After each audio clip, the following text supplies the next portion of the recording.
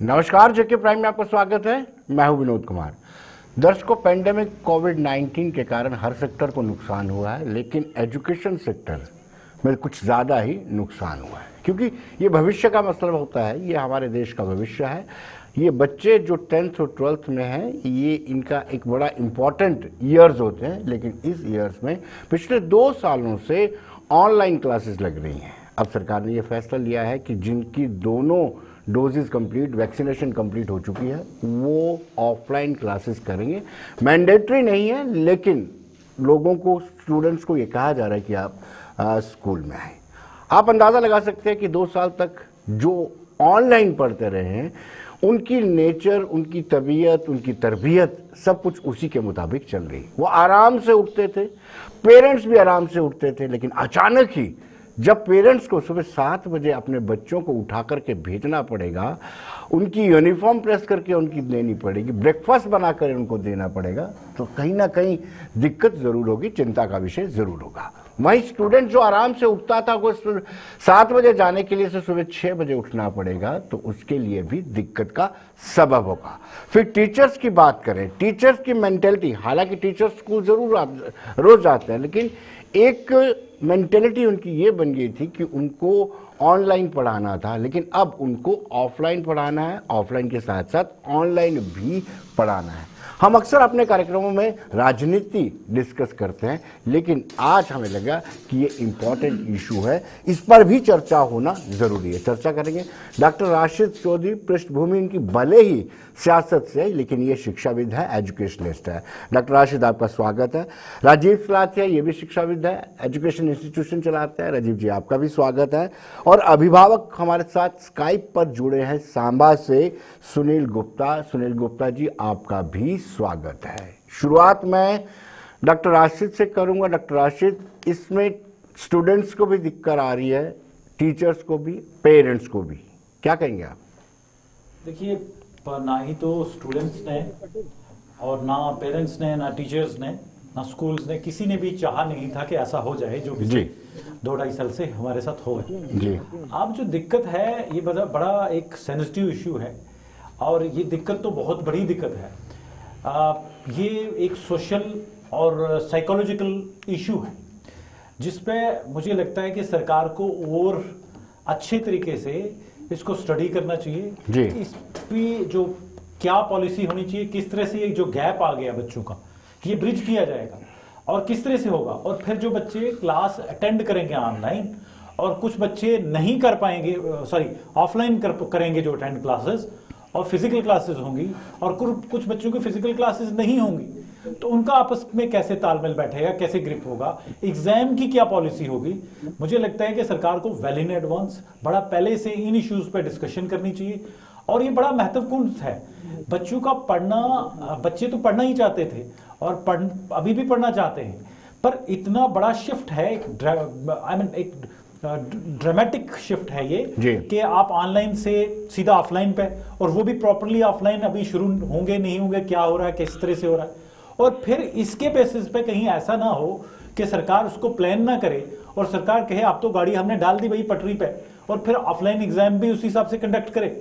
और पढ़ा उन्होंने ऑनलाइन है, और पीछे एग्जाम भी ऑनलाइन दिए हैं। ये बच्चे अभी एडोलेसेंस से अभी निकले हैं, और कुछ एडोलेसेंस में 10th और 12th के बच्चों की हम खास करके बात कर रहे हैं। तो इनका जो है एक साइकोलॉजिकल, इन पे जो है डिप्रेशन नहीं आना चाहिए, स्ट्रेस नहीं आना चाहिए, और कोई ऐसा बीच का रास्ता निकलना चाहिए जिससे इनका लर्निंग भी शुरू हो जाए, और जो इनका असेसमेंट है वो भी डिस्करेजिंग ना हो, डिसहार्टनिंग ना हो बच्चों के लिए, और वो जो है प्रॉपर भी हो, मेरिट का भी फर्क हो। सो ये बड़ा ही एक कॉम्प्लेक्स एजुकेशन का इशू। नहीं डॉक्टर साहब, जो अगर हॉकी, क्रिकेट की बात करें, हॉकी की बात करें, खेल के साथ इसकी तुलना करें, तो जो बच्चा, जो प्लेयर पिछले 2 सालों से सिंथेटिक फील्ड पर खेल रहा होगा, उसको कहा जाए घास पे खेलेगा, अब तो दिक्कत होती है ना उसमें? बिल्कुल करेक्ट, दिक्कत होती है जी। और एडजस्ट करने में अभी उसको टाइम लगेगा, क्योंकि ये ऑल टुगेदर दोनों तकरीबन डिफरेंट चीजें हैं। एक मीडियम वर्चुअल दुनिया में हम पढ़ रहे हैं, और एक फिजिकल क्लासरूम में आके पढ़ना है, और सिर्फ एडजस्टमेंट ही करने में दिक्कत नहीं होगी। बड़ा खतरा ये है कि कहीं सरकार इससे बड़ा जो है ना वो बम ना फोड़ दे कि भाई आपके एग्जाम भी पूरे के पूरे इसी तरह से ऑफलाइन होंगे या किस तरह से करने एग्जाम, उसका बच्चों को वेल इन एडवांस सरकार को जल्दी से जल्दी इस नीति पे अपनी नीति जो है व्हाइट पेपर देना चाहिए, क्लियर कर देनी चाहिए कि किस तरह से असेसमेंट होगी, वरना ये बड़ा मुश्किल काम है सभी के लिए, पेरेंट्स के लिए, टीचर्स के लिए और स्टूडेंट्स के लिए कि दोबारा जल्दी जल्दी एडजस्ट करके मार्च अप्रैल में अपनी परीक्षाएं भी दे देना। जी जी जी, बोर्ड परीक्षा है। राजीव जी आप क्या कहेंगे, क्या सरकार को, क्योंकि दूसरे राज्यों में हमने देखा, दूसरी यूटीज में हमने देखा कि स्कूल खुल गए थे, जैसे जैसे ग्राफ कम हुआ उसके साथ स्कूल खुल गए थे, लेकिन जम्मू कश्मीर में बंद रहे और करीब 2 साल से बंद है, और अचानक ही अगर ये खोल देते तो आपको नहीं लगता कि खोल देरी की, इससे पहले शुरू कर देते तो ज़्यादा बेहतर होता? देखिए सर, बात ऐसी है कि 2 साल तो निकल गए हैं जी। अब पीछे क्या हुआ, कैसे हुआ, मैं समझता हूँ अब हमें आगे को सोचना पड़ेगा। पीछे बच्चों का नुकसान अवश्य ही हुआ है, क्योंकि ऑनलाइन क्लासेस में पहले साल तो हम लोग तो प्रिपेयर ही नहीं थे, अचानक जी इस तरह का सामने देखने को हमें मिल गया जी। लेकिन हमारे दूर दराज के इलाकों में लोगों के पास फाइनेंशियल सपोर्ट उस तरह की नहीं थी कि वो स्मार्टफोन जो ऑनलाइन की शिक्षा के ऊपर अपने बच्चों को डाल सकते थे जी।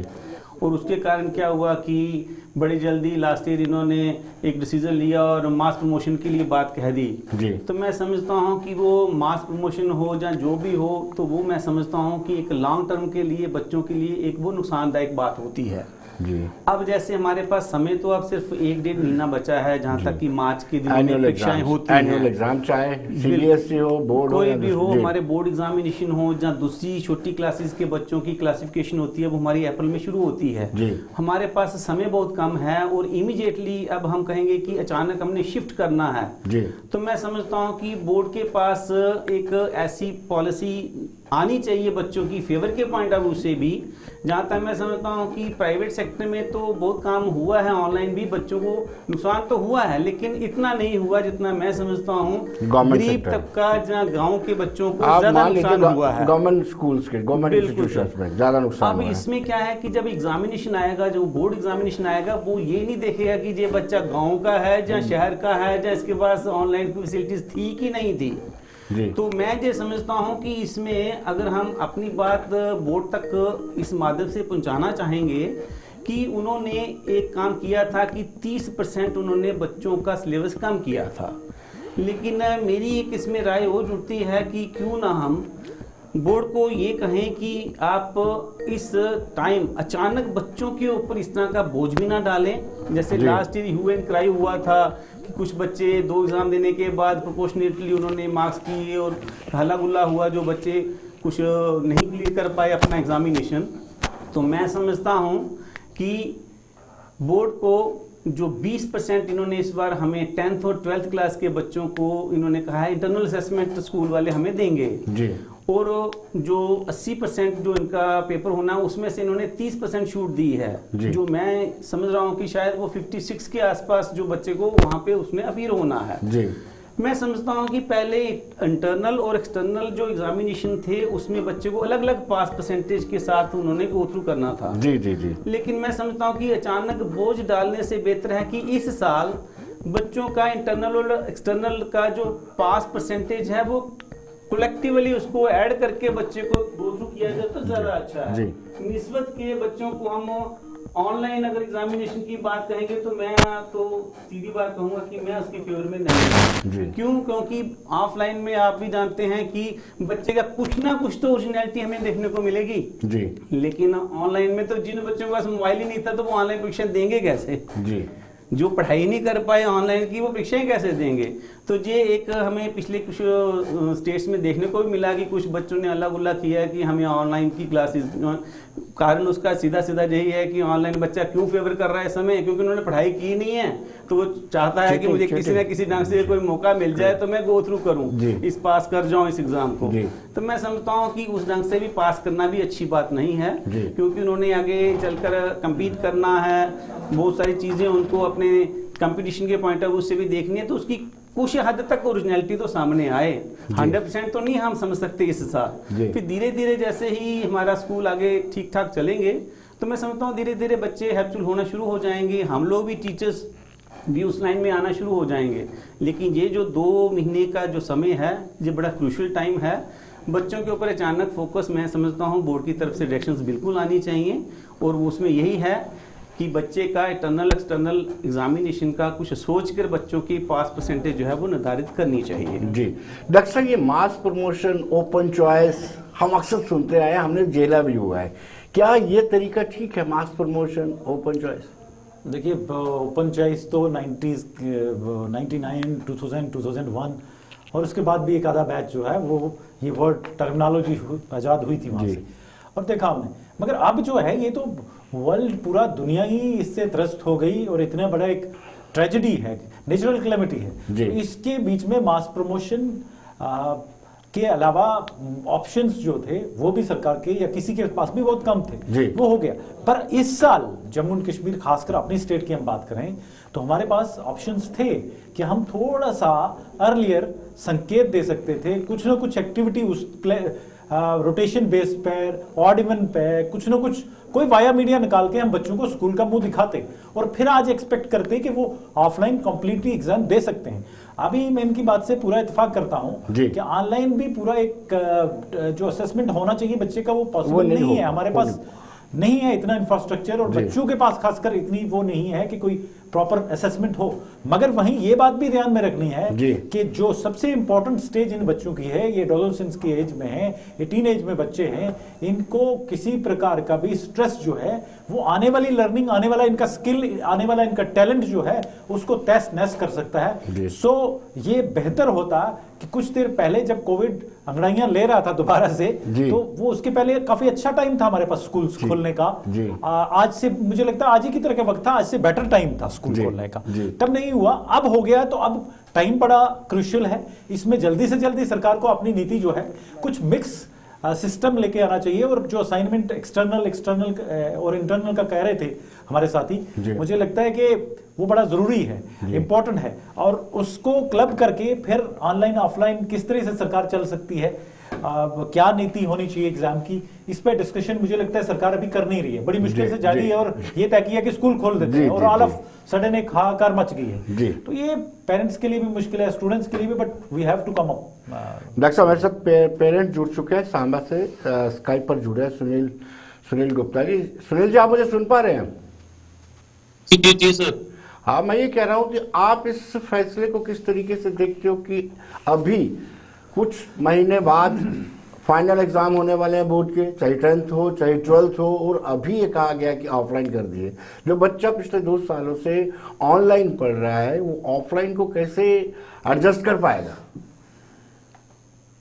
जी विनोद सर, मैं यही कहना चाहता हूँ, जैसा कि डॉक्टर राशिद ने कहा कि बच्चों को तो सबसे पहले साइकोलॉजिकली इस बात के लिए प्रिपेयर होना पड़ेगा कि पिछले 2 सालों से पैंडेमिक की वजह से वो ऑनलाइन क्लासेस ले रहे थे, लेकिन एकदम से जब उनको ये कह दिया गया कि अभी ऑफलाइन आपके एग्जाम्स होंगे, तकरीबन एग्जाम्स उनके सिर पे हैं, तो उनको साइकोलॉजिकली बहुत ज्यादा प्रिपेयर होना पड़ेगा। इस बात के लिए कई स्टूडेंट्स हैं जो लोकल यहाँ पढ़ते हैं, उनके लिए ट्रांसपोर्टेशन का कोई चक्कर नहीं। कई स्टूडेंट्स हैं जो सांबा से जम्मू ट्रेवल करेंगे, सुबह उनको उठना पड़ेगा 6 बजे, ताकि 7 बजे बस पकड़ के वो अपने गंतव्य की ओर जा सके, स्कूल की ओर जा सके। और मेन प्रॉब्लम ये है कि जो अभिभावक हैं, 2 सालों से वो अपनी रूटीन का वर्क कर रहे हैं, उनको भी बहुत सारी प्रॉब्लम्स को फेस करना पड़ेगा, जैसे बच्चों को उठाना, उनको तैयार करना, उनकी यूनिफॉर्म तैयार करना। जैसा कि डॉक्टर साहब ने बताया, बच्चों को बहुत सारी प्रॉब्लम्स आने वाली है इस बात से। इनको एडमिनिस्ट्रेशन को चाहिए था कि ये जो फैसला है, या तो पहले ले लेते कि स्कूल लगा लेते बच्चों के, या उनके एग्जाम्स ऑनलाइन करके नेक्स्ट सेशन में उनको ये मौका दिया जाता कि आपकी क्लासेस जो हैं नेक्स्ट सेशन में, मैं डॉक्टर साहब को साइकिल उनको और उनके अभिभावकों को बहुत ज्यादा इसके बारे में लेकर चिंता भी है। और मैंने, जैसा कि मुझे बताया गया कि आपको पैनल में लिया गया है, तो मैंने बेटे से पूछा कि बच्चे बता तू क्या प्रॉब्लम्स आने वाली।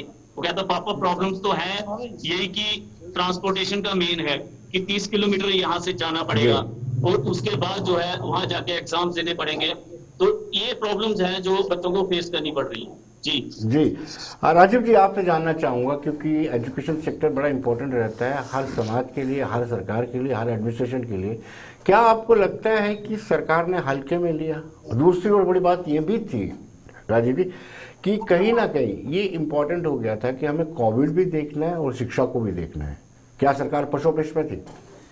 देखिए, मैं समझता हूँ कि कोई 1-2 महीनों से प्रेशर तो था गवर्नमेंट के ऊपर कि बाकी स्टेट्स के अंदर अगर स्कूल खुले हैं तो हमारी स्टेट क्यों नहीं बच्चों को स्कूलों में ला रही है।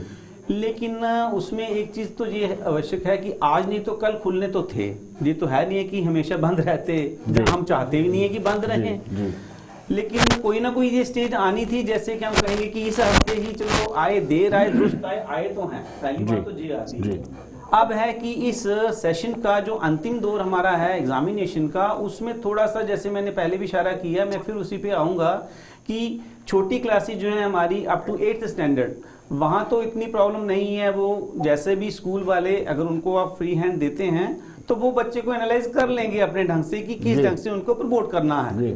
लेकिन हाँ, वहां पर 8th क्लास का भी इशू आएगा, क्योंकि हमारे स्टेट के अंदर 8th भी बोर्ड होती है। लास्ट ईयर हमारी तरफ से जो हुआ था कि इन्होंने कहा आप अपने बच्चों के अपने ही स्कूलों में एग्जाम लीजिए, हम एक सैंपल पेपर आपको देंगे तो आप उस ढंग से उसको बना लीजिए। उस पॉइंट ऑफ व्यू से भी अभी तक हमें आज की डेट में भी कोई गाइडलाइन नहीं आई है बोर्ड की तरफ से कि भाई आपने 8th स्टैंडर्ड का एग्जाम कैसे कंडक्ट करना है, जबकि हम कहेंगे कि आप वैसा ही लीजिए, मत बच्चे को हम दाएं बाएं उनको बोर्ड के पॉइंट ऑफ व्यू से लें, हम उनको वैसे ही एग्जामिनेशन ले लेंगे जिस तरह से आपने लास्ट ईयर हमें कहा था। लेकिन अभी उस पर कोई बात तो सामने आई नहीं है। 12th की बात अगर करें तो 12th की तो डेट शीट तो बोर्ड ने तो ऑनर फंड में तो निकाल चुके हैं वो, लेकिन उसमें फिर मैं कहूंगा कि थोड़ा सा लेट किया है उन्होंने, कोई 1 महीना लगभग लेट स्टार्ट कर रहे हैं। मैं कहूंगा कि 10th की अभी डेट शीट आई नहीं है जी। और 10th का भी शायद वो 1 महीना तो कम से कम बच्चों को तो दें, ताकि वो ऑफलाइन का थोड़ा सा तो हैप्चुअल होना शुरू हो जाएं, थोड़े हों लेकिन हों तो सही। लेकिन मैं नहीं समझता कि अभी अगले महीने इमीडिएटली एग्जाम स्टार्ट कर लें तो मेंटली प्रिपेयर ना तो बच्चे हैं, ना उनके माँ बाप हैं, ना ही हम टीचर्स लोग जो हैं वो मेंटली इस तरह से प्रिपेयर्ड हैं। साइकोलॉजिकली तो हमें बच्चों को ट्रीट करना ही पड़ेगा, क्योंकि अचानक कोई चीज़ ऐसी थ्रस्ट नहीं मार सकते हम जिससे कि उनको आने वाले टाइम में नुकसान उठाना पड़े।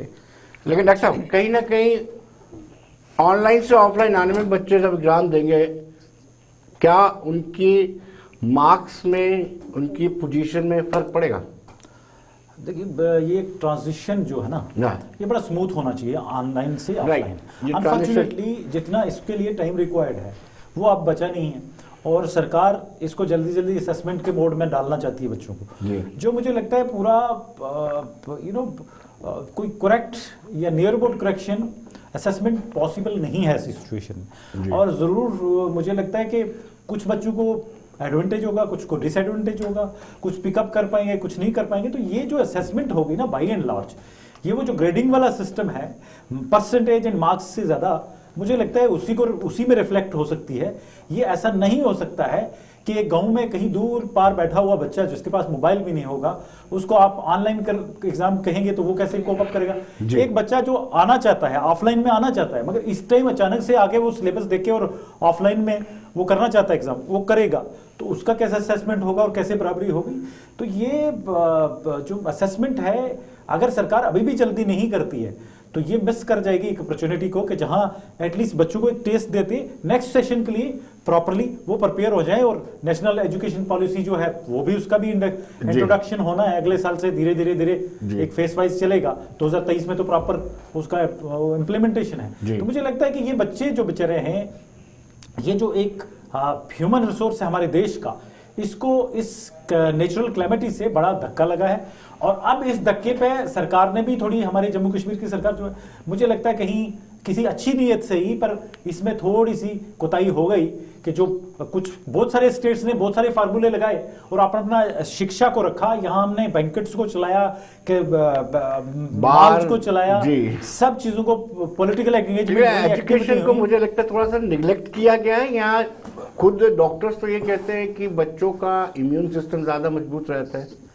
करेक्ट ये है कहीं ना कहीं, बट एक बात है कि एजुकेशन को जब तक एजुकेशनिस्ट की नजर से नहीं देखा जाता तब तक कुछ नहीं होता। मैं मिसाल के तौर पे कहता हूँ, अभी कमिश्नर सेक्रेटरी साहब, उनके एडिशनल सेक्रेटरी साहब और सेक्रेटरी अंडर सेक्रेटरी जो सेक्रेटरीट में लोग बैठे हैं जहां से नीति होती है, अभी ये जो स्कूल खुलने का निर्णय हुआ, जहां से ये पेपर जिन लोगों की कमेटी बनी, मैं उस कमेटी पर नजर मार रहा था, एक भी एजुकेशनिस्ट उसमें नहीं था। कोई आदमी यूनिवर्सिटी से प्रोफेसर होता, कोई टीचर फेटर्निटी से होता, कोई स्कूल का प्रिंसिपल होता, कोई कॉलेज का प्रोफेसर होता, तो उससे सुझाव मांगे जाते, भाई कैसे कैसे हो सकता है। तो जब ब्यूरोक्रेटिक लोग बैठ के बंद कमरों में एक हुक्म चलाना चाहते हैं कि ये हुक्म है, कर दो, हो गया, सिम खुल जा, एजुकेशन में ऐसा पॉसिबल नहीं। एजुकेशन देश का सबसे महत्वपूर्ण सेक्टर है, सब कुछ वेट कर सकता है, हमारा डिफेंस तक वेट कर सकता है, मगर शिक्षा वेट नहीं कर सकती है।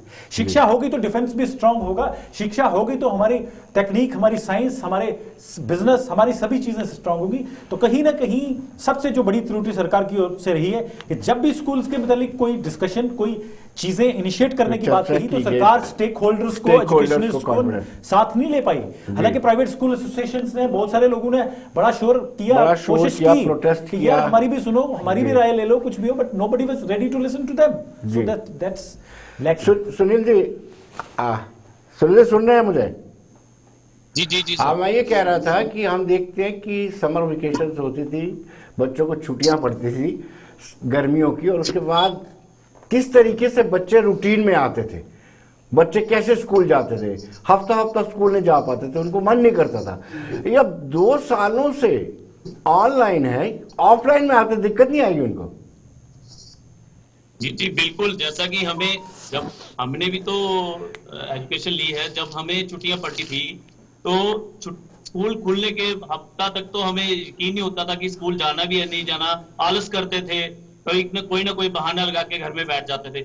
वैसा ही है अब तो पैंडेमिक की वजह से बच्चे 2 साल से घर में बैठे हुए हैं। 2 साल का इतना ज्यादा उनके दिमाग में असर है, वो बिल्कुल ऐसे लेते हैं। ऑनलाइन क्लासेस तो टाइम टू टाइम होती है ना, लेकिन जो ऑफलाइन क्लासेस उनको तो टाइम पे जाना पड़ेगा, 6 बजे उठ के बच्चों को तैयार होना पड़ेगा, 7 बजे स्कूल पहुंचेंगे, अभिभावकों को भी इसके बारे में सोचना पड़ेगा। और जैसा कि डॉक्टर साहब कह रहे थे कि जैसा आपने प्रश्न किया था डॉक्टर साहब, कि उनकी जो है 12th क्लास का जो बच्चा है जिसने आगे जाके अपना फ्यूचर कैरियर अपना बनाना है, तो उसके मार्क्स में कितना फर्क पड़ेगा, ये एडमिनिस्ट्रेशन को सोचना चाहिए था कि इस फैसले को जरा सोच समझ के लेते कि ऑफलाइन करने से पहले बच्चों के बारे में भी सोचा जाता, उनके भविष्य के बारे में सोचा जाता कि बच्चे आखिर इस चीज को लेकर कितने परेशान हो रहे हैं। तो जैसा कि बात कर रहे हैं कि इम्यून सिस्टम तो हमने देखा कि पिछले 2-3 जो वेव्स आई हैं, बड़े से बड़ा जो इम्यूनिटी वाला बंदा भी है वो भी घर में बीमार होकर बैठा था। तो बात है बच्चों के भविष्य की, तो हम सब चिंतित हैं बच्चे के भविष्य को लेकर कि हमें ये मौका दिया जाता बच्चों को कि वो इस सेशन को ऑनलाइन कर लेते। नेक्स्ट सेशन में जो है भगवान करे पैंडेमिक खत्म हो जाए और नेक्स्ट सेशन में जो है क्लासेस ऑफलाइन शुरू कर दें। राजीव जी, एक दिलचस्प बात यह है कि जो प्राइवेट स्कूल एसोसिएशन हैं, जो प्राइवेट स्कूल हैं, छोटे स्कूल हैं, उनकी दिक्कतें हैं, लेकिन जो बड़े स्कूल हैं, ब्रांडेड स्कूल हैं, वो फीस भी ले रहे हैं, ढंग से काम भी कर रहे हैं। कहीं ऐसा तो नहीं है कि आप चाहते हैं कि जल्दी से जल्दी ऑफलाइन हो जाए ताकि आपका जो सिस्टम डिरेल हुआ है इकोनॉमिकली, वो फिर रेल की पटरी पर चले?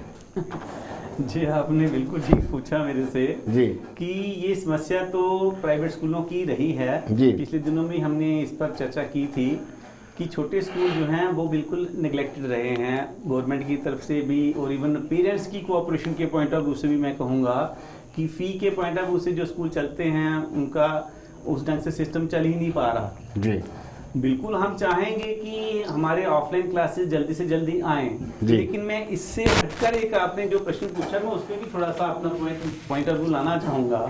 आपने कहा था छोटे बच्चों का इम्यून सिस्टम स्ट्रांग होता है, मैं उस पर थोड़ा सा आपकी लाना चाहूंगा, ध्यान लाना चाहूंगा। ये डॉक्टर्स कहते हैं। हाँ जी सर, बात ऐसी है कि अब हमें कहा गया कि जिन बच्चों को फर्स्ट डोज हो चुकी है वो बच्चा आज 9th 10th 11th का स्कूल में आएगा जी। अगले 21 तारीख से यूनिट क्लासेस भी आना शुरू हो जाएंगी जी। तो मैं ये पूछना चाहता हूं सरकार से कि 1 हफ्ते के बाद बिना इंजेक्शन वाले बच्चे इमीडिएटली कैसे अंदर आ जाएंगे? जी, यही तो बात है जी।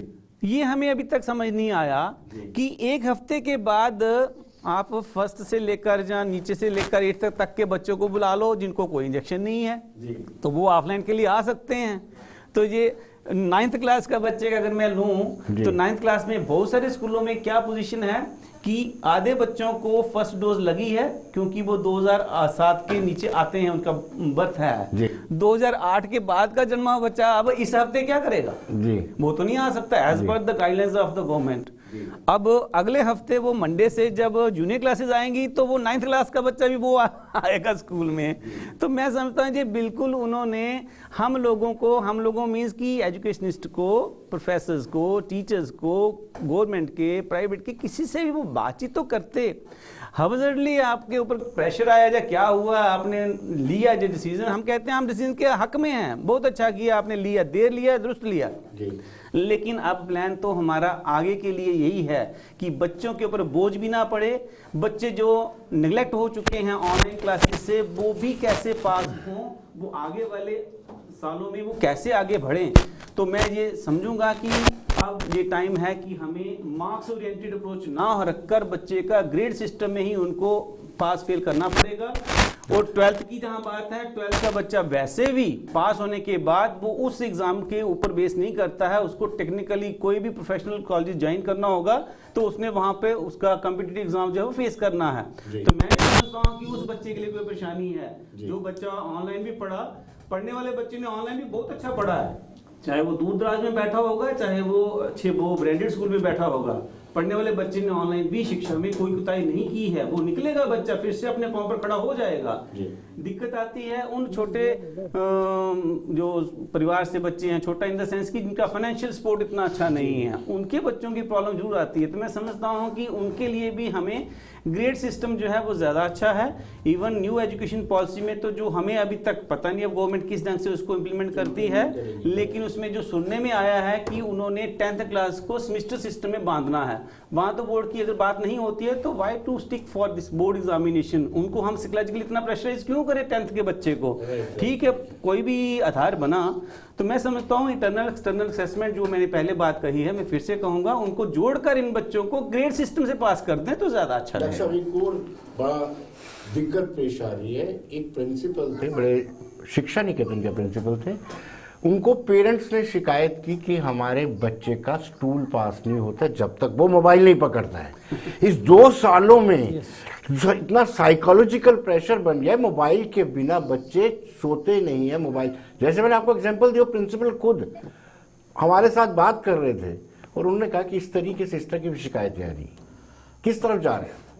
देखिए, ये तो जो है घर घर की कहानी है कि मोबाइल ने किस तरह से बच्चों को पकड़ लिया है।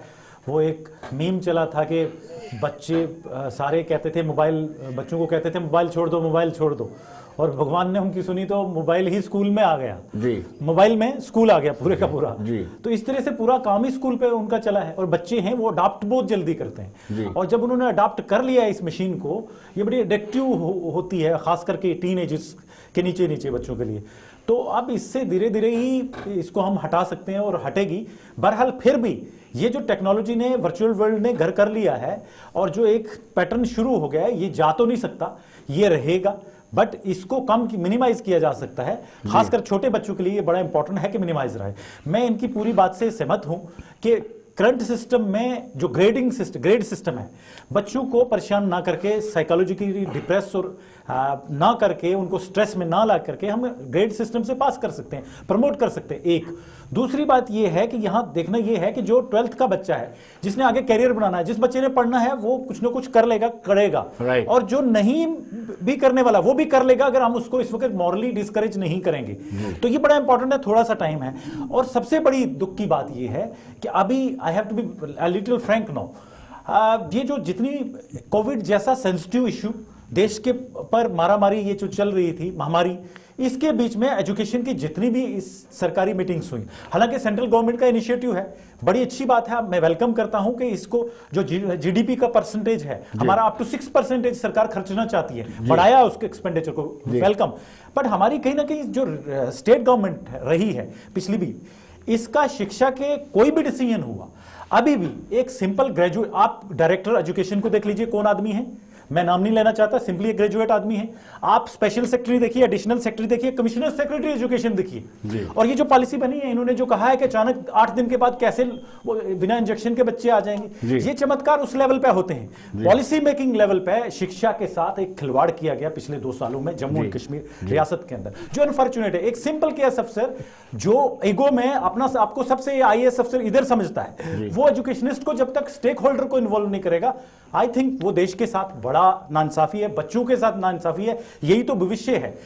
बाकी जो मर्जी हो, बट शिक्षा ईगो के साथ नहीं चल सकती। शिक्षा को शिक्षक लोग जो है, मुझे लगता है ये कंट्रीब्यूट करेंगे तो ही चल पाएगा। सुनील जी, एक सवाल आपसे ये जानना चाहूंगा कि ये भी एक दिक्कत हो गई है कि एडिक्शन हो गई है बच्चों को मोबाइल की। इस मोबाइल से कैसे निजात दिलाई जाएगी? इस एडिक्शन से मोबाइल तो चलना चाहिए।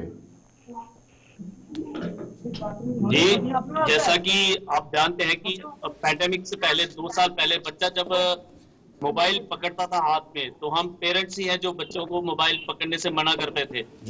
आप भी ये भली भांति जानते हैं। लेकिन वो साल से बच्चों ने जो पढ़ाई की है सारी मोबाइल के जरिए की है। एक किस्म की मोबाइल एडिक्शन हो गई है उनको। तो इस बात को डॉक्टर साहब बेहतर बता सकते हैं कि बच्चों की ये जो एडिक्शन है, मोबाइल की एडिक्शन, जैसे कि उन्होंने तो जो इंफॉर्मेशन कलेक्ट करनी थी, जहाँ जो पढ़ाई करनी थी 2 साल में, सारी मोबाइल के जरिए की है। अब तो मोबाइल के बिना वो रह सकते हैं, ये तो भली भांति डॉक्टर साहब बता सकते हैं। हम भी डॉक्टर साहब से ये प्रार्थना कि हमें अच्छी तरह से गाइड करें, पेरेंट्स को, सभी पेरेंट्स जितने भी अभिभावक हैं उनको अच्छी तरह से गाइड करें कि बच्चों से ये मोबाइल की जो एडिक्शन है कैसे छुड़ाई जाए। सुनील जी, बहुत बहुत शुक्रिया, समय का अभाव था। राजीव जी, आपका भी बहुत बहुत शुक्रिया, डॉक्टर राशिद का भी बहुत बहुत शुक्रिया। तो कहीं ना कहीं ये अवश्य इम्पॉर्टेंट है, क्योंकि शिक्षा के साथ किसी तरह का कोई समझौता नहीं किया जा सकता। तो दर्शकों, आप बने रहिए देश दुनिया की खबरों के लिए और मुझे दीजिए इजाजत। नमस्कार।